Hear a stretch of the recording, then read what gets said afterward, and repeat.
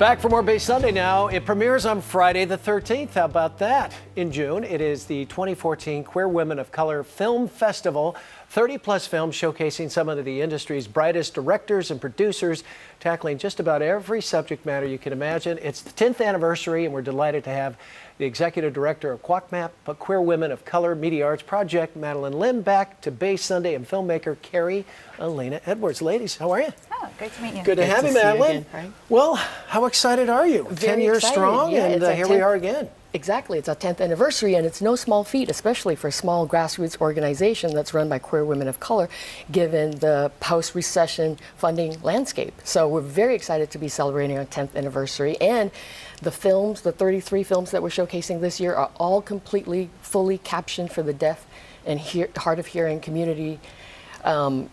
You know, because access is really important to us, you know, so not just making the space wheelchair accessible or providing free childcare, it's also really about creating a scent-free space and making all of our films fully captioned. Well, talk about the California filmmaking tour, because we've got a product right here that took the 4-day class, and voila, you produced your first film. Talk about the tour, and then we'll talk to Carrie. So what happened was there were several regions in California that voted yes on Prop 8, which was the anti-same-sex marriage proposition. And so we took those demographics in those regions in California and specifically targeted them to bring our free filmmaking workshops to those areas. And so we went to Riverside County, Riverside region, which is in the LA County. We went to the San Joaquin Valley, and we also went to the Sacramento Delta area, which is how Carrie Elena was got involved and participated in our workshop. So here you are. You've never put a film together in your life, right? Never. And you caught on. You went to the 4-day class. Yes. And voila, you put out a film, right? Yeah, it was exciting. It was empowering. Like being around fellow artists was amazing, and being in a space where you could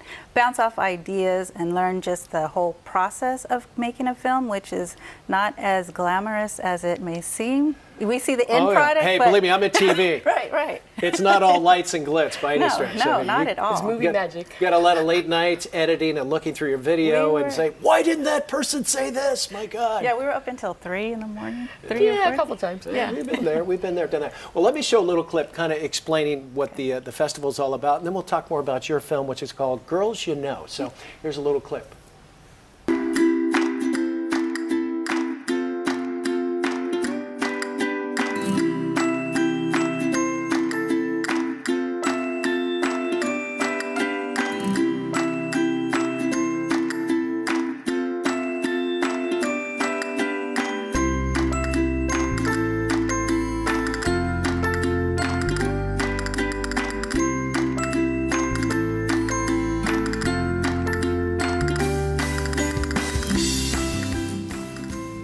All right, man. Well, this kind of gives us a little history of your 10 years, right? Exactly, of the 10 years.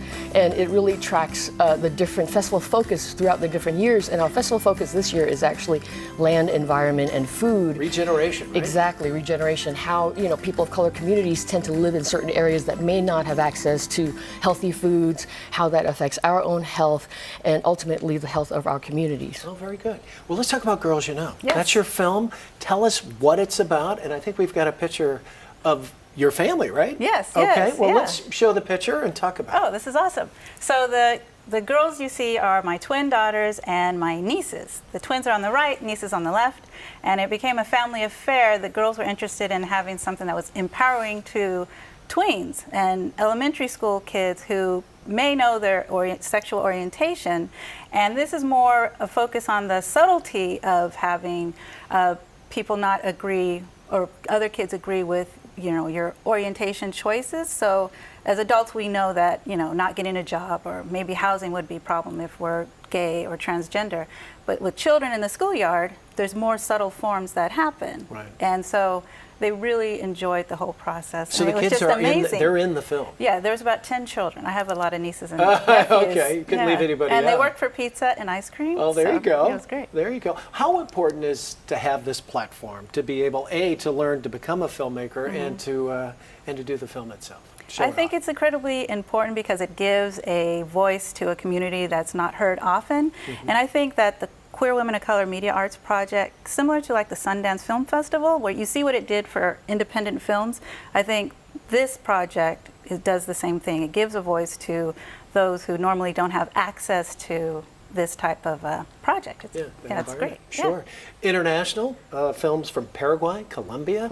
So you're reaching out this year, right? Exactly, we are. And I also want to mention we actually have a really powerful film from the Native American Napa Valley region that talks about the water in their area. So going back to regeneration, our land, our environment, and how it impacts our food and our communities. Well, it starts June the 13th on a Friday. That's one of right. my favorite days. That's good luck. Through the weekend, yeah, here coming up shortly. And where can we see the film? Where's it going to be held? It's going to be at the Brava Theater, which is Brava and York Street in San Francisco, 2789 24th Street. Okay. Well, all the best. So nice to meet you, Carrie. Nice to meet you Thanks too. so much again, Frank. Hey, great. Thanks for coming in, Madeline. If you'd like more information about the 10th Annual Queer Women of Color Film Festival, log on to QWOCMAP.org, QWOCMAP.org. Back with more Bay Sunday. Stay right there, folks.